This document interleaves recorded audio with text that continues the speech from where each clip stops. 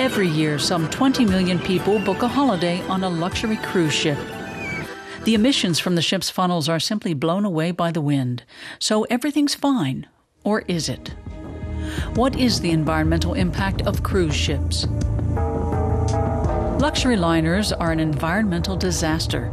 They sail the 7 seas powered by heavy fuel oil, a thick, toxic substance that's far more harmful to the environment than gasoline or diesel.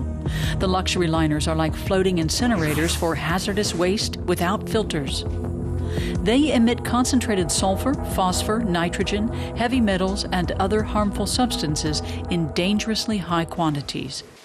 An average-sized cruise ship carrying 2,000 passengers uses 150 tons of fuel per day when it's at sea. In port, it requires an average of 50 tons to meet the liner's electricity demands. Experts have calculated that the amount of pollution emitted by a luxury liner equals that of 5 million cars covering the same distance. Cancer-causing soot particles from the ocean giants are also spread by the wind. There are around 500 cruise ships in operation worldwide, and the number is on the increase. And they aren't the only vessels sailing the high seas. There are also thousands of huge tankers and even more container ships, some of which also run on heavy fuel oil. Around 1 billion of the annual 31 billion tons of CO2 emitted worldwide come from shipping.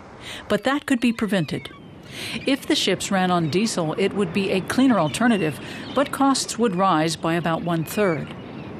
Environmentalists are calling for the extreme levels of sulfur in the ship's fuel to be reduced considerably.